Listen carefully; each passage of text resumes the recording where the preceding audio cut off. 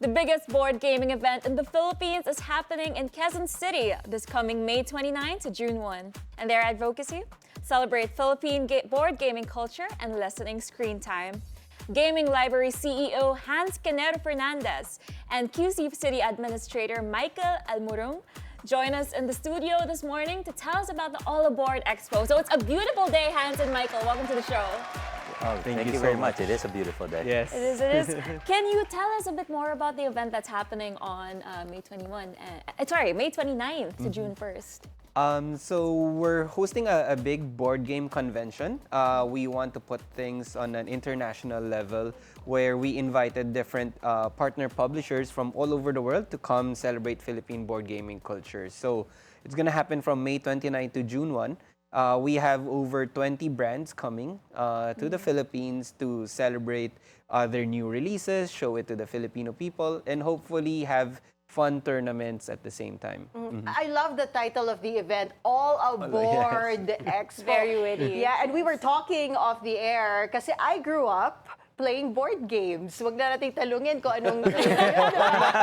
kami ni Robert, filter out namin yan pag age na pinag-uusapan. But really, I grew up playing board games. Wala pa, hindi pa uso nun yung mga digital... Yeah, wala pang cellphones. Oh, wala pang cellphones, wala pang digital gaming consoles and everything, right? So, we grew up playing Snakes and Ladders. Us also. Oh yeah, diba? Snakes and Ladders. Scrabble, There's chess, there's Scrabble. My family is super competitive when it comes to playing Scrabble. Minsan may money involved pa yan.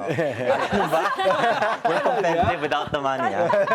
There's Monopoly, of course, and then Cluedo, medyo bago-bago na yan right? So, when the young ones hear about board games, and when we talk about these particular board games, diba, hindi na nila alam yan. They have to Google it to find out what it is, diba? So, how do you plan to introduce these board games into yung interest ng younger generation, especially in this event? Yeah, so I think that's one of the main points, right? The KC government's fully supporting it because we want to get people out of the gadgets. Yeah. I mean, the reality is a lot of us now, we just swipe left, swipe right. We're in the same table, we're not talking. Yeah. Right? So, that's a big problem. we remember the times wherein, I played Boggle with my parents, Scrabble with my parents and siblings. So we're trying to bring all that back. So the 4-day event is trying to do that. And what people don't realize is the board game that we're talking about, it's really a wide range. You have your most basic. You can play Spotted, for example,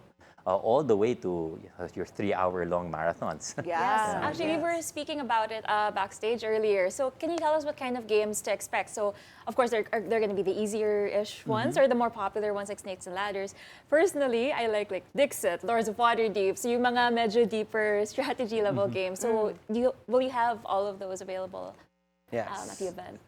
So there will be over 100 new games that are being featured, but you also have the timeless. We call them the timeless games. The timeless classics. Yes. So of course, chess is going to be part of it, but also aside from that, we have 2 Lego games that are being featured. Yes. Okay. So it's essentially a modern designer board game, but they use Lego parts to. That is amazing. And then we have games that range from easy, where it's meant for more younger kids, all the way to more strategy that diverse into different topics like history, business, economics.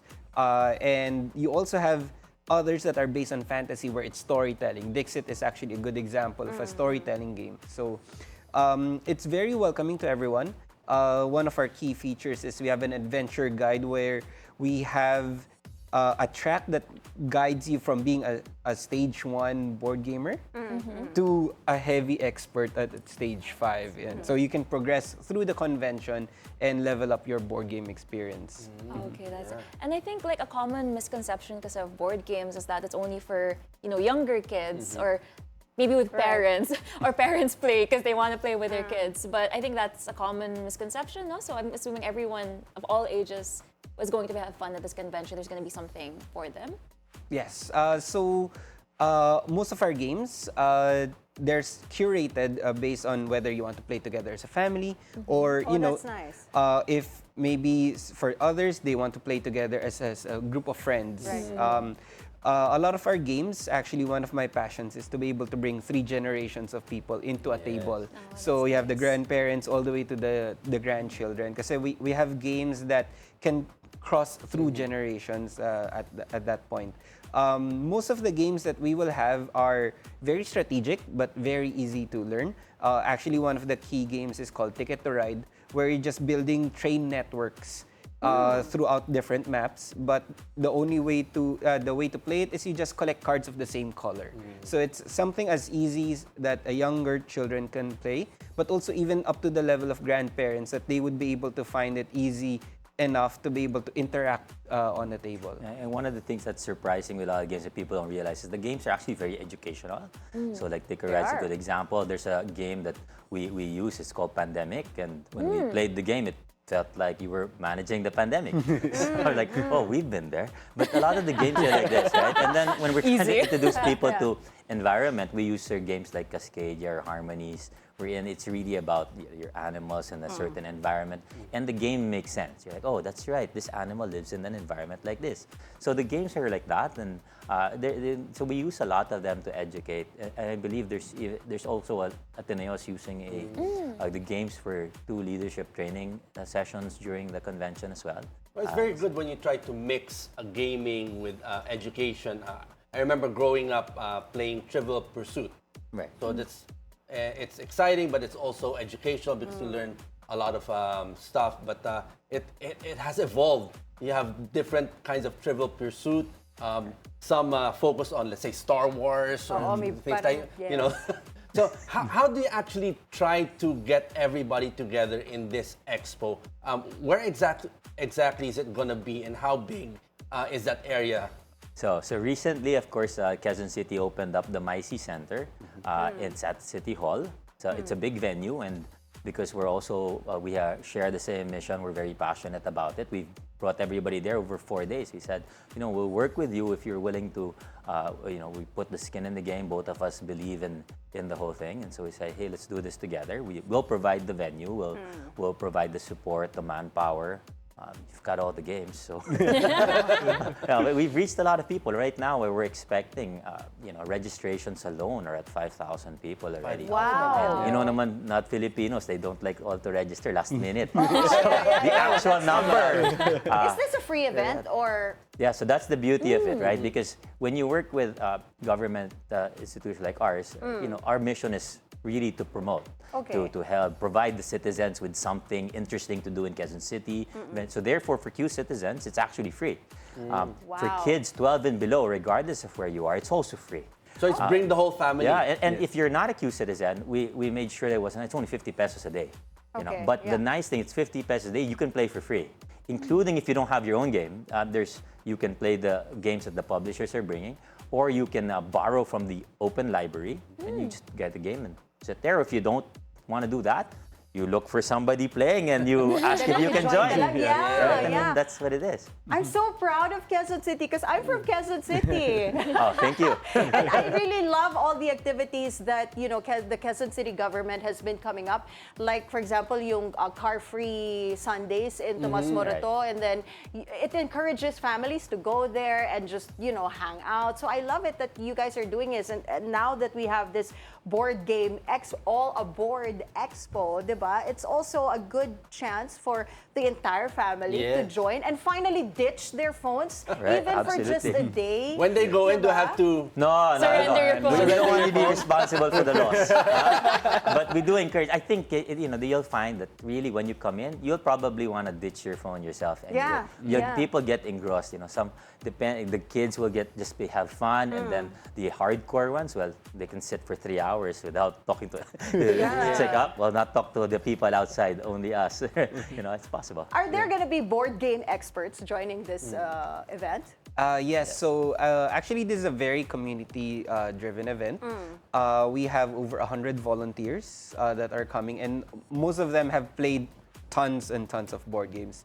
I think what's really nice about board gaming in its nature is it's very welcoming. Our goal is to be able to create a safe and learning environment that's fun. And so we have a lot of people that have volunteered their time throughout the 4 days to be able to teach the games in a very safe environment. So When you go there, you don't need any preparations. You don't even need to read any rules. They'll be the ones to actually take you through the steps of playing the games. And one of the nice things as mentioned earlier, it's okay to lose in this environment, right? In fact, it trains especially kids. You know, when they lose, they feel bad. In this case, you go to the next game. We can do round 2, right? So it's okay to experiment as you play because you'll be trying different things, and that didn't work. And you know, if you win, you feel good. If you lose, it's okay. It's not like your grades are going to be in trouble, right? And so that's part of what we're trying to promote. Go play and win, lose. Actually, what I like about it is if you're bringing the whole family together. A lot of the problems that we're facing today on the dinner table, everybody's like. They're not communicating. Yeah, exactly. Yeah, they're Talks not. anymore. Yeah, Exactly. and that's the thing. With some of the games, you can't not communicate. Yeah. Exactly. I mean, if you play like Catan, you have to trade. And some people get really good at trading. I owe you this, I owe you that, or you give me now, I'll give you later. If I follow up to it. A lot of these games are very strategy focused, right? So you have to communicate, like you have to even lie. Not really lie, like what's the No. term? Not lie. Plan Deceive. ahead. Strategize. Yeah, Strategize, yeah. strategize basically. I remember there's a game called Stratego. Yeah, so that would fall in something Strategy, like yeah, this. yes. Yeah. So even Older if the games. kids have no idea how to play board games, they can all just Yeah, join. we actually want Okay. them to because this is a way to introduce them to the games To different and also kinds to of learn. board games. You know, Yeah, a lot yeah. of us learn in a different environment. Some are good in the academic setting and learn that way. Some people learn by playing. You know, that's why we love Lego also because in fact that's the whole objective, right? You learn by playing. Some people believe that for some that's the better way. Exactly. Do you see this expo not just annually, but let's say, could you do it monthly or something like that? That is very hard. We would love to, but definitely annually we're committed to doing this annually. Right. Quezon City, one of the things that we talk about is we'd love to be littered with beaches. No, we are not. We don't have that. So one of the conversations is in promoting tourism, we want to make sure that Quezon City events are, if they can be the biggest, the best, that we would try to do it that way. Because that's when you're in the largest city, you have to promote it that way, right? So in this case, it's the largest board game convention. I believe in Southeast Asia already.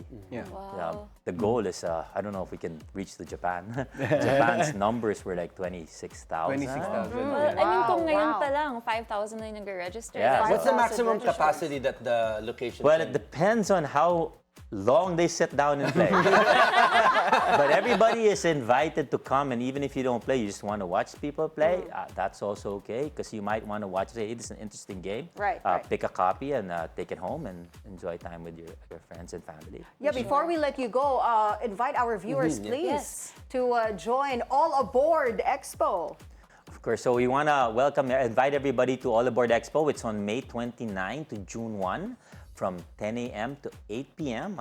You do want to come at 10 a.m. And of course, it's open to all. It's free for Q citizens, for kids 12 and below. Very low, 50 pesos for those who are not from Quezon City. And of course, you don't have to come with any game. The games will be available. You can learn and have fun with your friends and family. All right. Thank you so much to our, again, Gaming Library CEO Hans Fernandez and QC Administrator Michael Alimurung. Thank you. Thank you.